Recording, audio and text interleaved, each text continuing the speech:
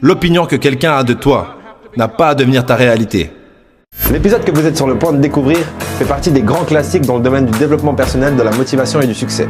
Mesdames et messieurs, Les Brown. Je ne sais pas quel est ce rêve que vous avez. Je me fiche de savoir à quel point ça peut sembler être tiré par les cheveux. Je me fiche de savoir à quel point ça a pu être décevant, alors que vous travaillez pour réaliser ce rêve. Mais voilà ce que je sais. Ce rêve que vous gardez dans votre esprit, que c'est possible.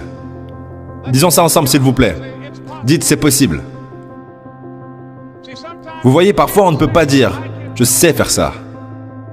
Mais ce que nous pouvons dire, c'est que c'est possible. Que je puisse atteindre mon rêve en courant dans sa direction, en travaillant jour après jour. Personne, mesdames, messieurs, n'aurait pu me convaincre quand j'ai commencé à travailler. C'était il y a plus de 6 ans. Travaillant sur mon rêve. Et je veux que vous réfléchissiez à votre rêve, peu importe ce que c'est. Car j'étais prêt à tenter ma chance. Et la plupart des gens ne le feront pas. La plupart des gens à qui vous parlez, pour essayer de les intégrer à l'entreprise, ne sont pas des preneurs de risques. La plupart des gens ont déjà fait tout ce qu'ils feront. Ils fondent une famille, vont au travail et ensuite ils meurent. Mais les gens qui courent vers la vie de leurs rêves ont une signification particulière. Et voici ce que je peux partager avec vous. À travers le processus de travailler sur vos rêves, vous allez subir et subir beaucoup de déceptions, beaucoup d'échecs, beaucoup de souffrances, beaucoup d'obstacles, beaucoup de défaites.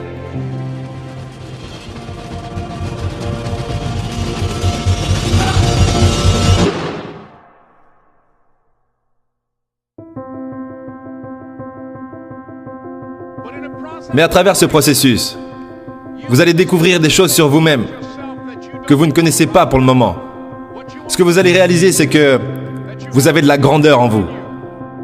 Ce que vous allez réaliser, c'est que vous êtes plus puissant que tout ce que vous pouvez imaginer.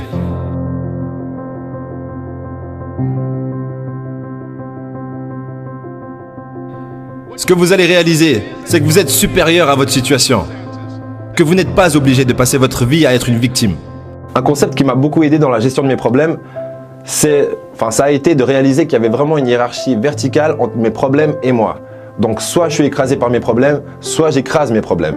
Mais j'ai le choix et je peux toujours choisir de revenir en dessus des problèmes. Donc imaginez que vous avez énormément de problèmes aujourd'hui, dans cette période, peu importe. Et vous allez petit à petit vous sentir écrasé par tous ces problèmes. Mais vous pouvez toujours revenir à la conscience et écraser ces problèmes en retour. Pour moi, il faut comprendre une chose. Soit vos problèmes vous enculent, soit vous enculez vos problèmes. Mais de toute façon, quelqu'un se fera enculer. Comme Jack l'a indiqué, je suis né à Miami, en Floride, dans une zone appelée Liberty City.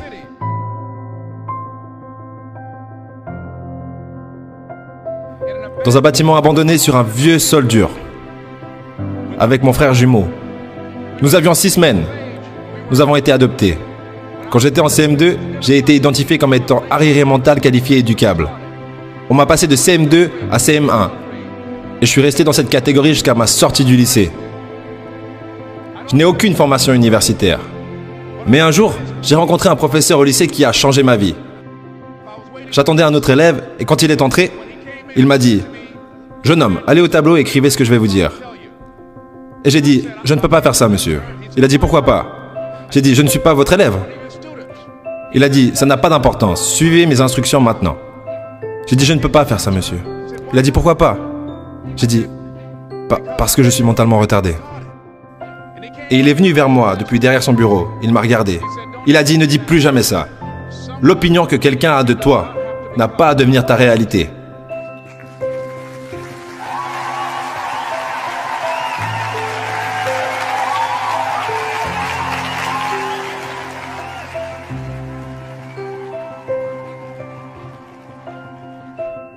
Et l'autre chose, c'est que la plupart des gens ne se sentent pas dignes. Ce que je fais maintenant, j'aurais pu le faire il y a des années.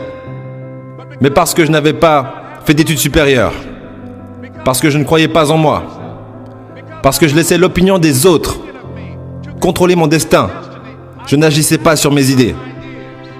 Si je vous dis réussite, échec, au premier abord, on dirait que c'est deux choses séparées. Mais ce n'est pas le cas. C'est deux éléments, deux facettes opposées à la même pièce. Imaginez une pièce. Sur le côté face, c'est la réussite. Sur le côté pile, c'est l'échec. Les gens voient le côté face, mais si je veux vous donner la réussite, je dois vous donner l'échec avec.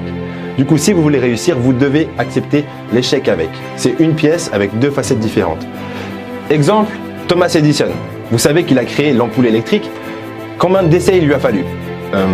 Ludo, d'ailleurs, combien d'essais il lui a fallu? Je ne me souviens plus. 2000 essais. 2000 essais. Imaginons qu'il a arrêté au 1999e essai. Ça aurait donné ça. Pour nous tous. Ouais, c'est pas top hein, dans le noir. On reprend.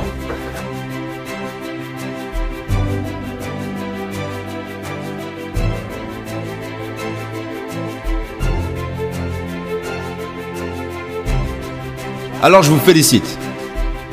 Parce que vous rêvez. Parce que vous courez vers votre rêve. Je vous félicite de croire en vous-même. Parce que c'est ça, la vie.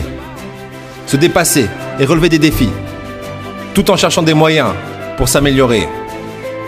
Non seulement il est important pour vous de savoir qu'il est possible de choisir votre avenir, mais il est nécessaire que vous travailliez sur vous-même, que vous vous développiez. Il est nécessaire d'extraire de votre vie les personnes qui vous bouffent votre énergie, des personnes qui ne veulent rien, des gens qui ne se battent pas, des gens qui ne se défient pas, des gens qui ne grandissent pas, des gens qui ne rêvent plus. Il est nécessaire que vous vous aligniez avec les bonnes personnes et que vous attiriez les bonnes personnes dans votre entreprise. Des personnes affamées, des personnes imparables et déraisonnables, des personnes qui refusent de vivre leur vie juste comme ça et qui en veulent plus. Il est nécessaire de savoir que tout le monde ne verra pas ça, que tout le monde ne se joindra pas à vous, que tout le monde n'aura pas la vision. Il est nécessaire de savoir ça, que beaucoup de gens aiment se plaindre, mais qu'ils ne veulent rien faire de leur situation, que vous êtes une espèce peu commune. Vous savez, vous devez savoir en vous que je peux le faire, même si personne ne le voit pour moi. Je dois le voir pour moi-même. C'est nécessaire. Il est aussi nécessaire, mesdames et messieurs, que vous fassiez preuve de créativité lorsque vous travaillez sur vos idées. Que vous compreniez l'importance de changer, de réajuster vos stratégies. Bien souvent, nous pouvons avoir une bonne idée.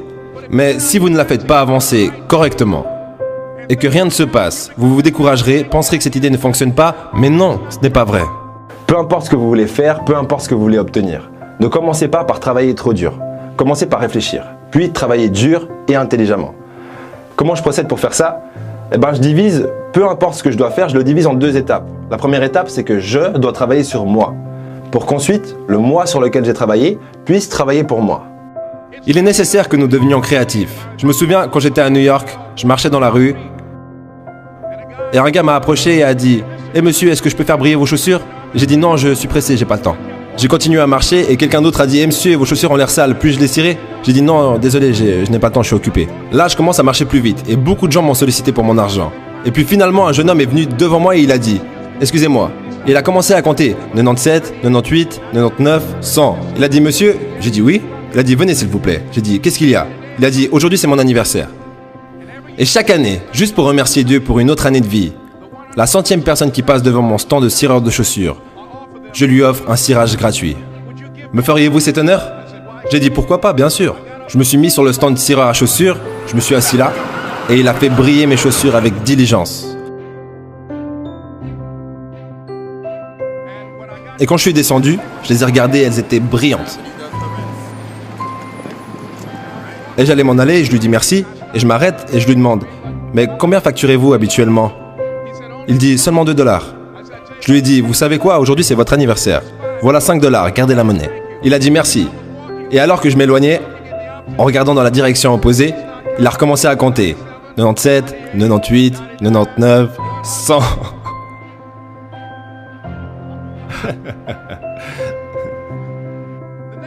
L'étape suivante est que c'est vous. C'est vous. Et personne ne peut le faire pour vous à part vous. Et même si vous faites face à des déceptions, même si vous rencontrez des obstacles, cela va avec le territoire. Vous devez comprendre cela. Je me souviens quand je jouais avec mon fils de 9 ans, John Leslie, et que je l'ai battu 10 fois de suite, à un jeu appelé Connect 4. Et finalement, j'ai dit, John Les, maintenant je m'ennuie, je ne veux plus jouer. Et je me suis levé et j'ai dit, je suis prêt à aller dormir maintenant. Et répétez après moi, s'il vous plaît. Disons, faisons cela ensemble. Ce n'est pas fini. Jusqu'à ce que je gagne. John Leslie a dit, non, tu peux pas y aller maintenant, papa. J'ai dit, pourquoi? Il a dit, ce n'est pas fini jusqu'à ce que je gagne. C'était son attitude. On s'est assis, on a joué à plusieurs autres jeux. Et finalement, après le 11e match, John Leslie a gagné et il s'est levé et il a bâillé et a dit « Je suis prêt à aller dormir maintenant ». Et je vous le dis à vous, que se passerait-il si nous adoptions tous cette attitude? Après avoir fait face à un rejet, comme nous avons un meeting et personne ne se présente, ou quelqu'un vous dit « Tu peux compter sur moi » et que ça s'avère encore une fois faux. Et si nous avions ce genre d'attitude, votre voiture est reprise, personne ne croit en vous. Vous avez perdu encore et encore et encore. Il n'y a plus de lumière, mais vous regardez toujours dans la direction de votre rêve. Vous l'examinez tous les jours et vous vous dites « Ce n'est pas fini, jusqu'à ce que je gagne !»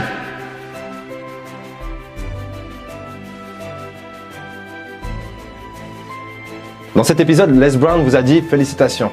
Pour moi, c'est bien trop tôt pour les félicitations. Ce que je peux vous dire, c'est bon courage. Vous en aurez besoin. Parce que vous êtes des milliers à nous écrire tous les jours, à nous dire que vous avez eu des nouvelles réalisations sur ce que vous deviez faire, ce que vous pourriez faire. Et du coup, il va falloir agir sur ces réalisations. Et c'est pour ça que je vous souhaite bon courage. Et j'espère qu'un jour on pourra se croiser et à ce moment-là, que je pourrai vous dire félicitations.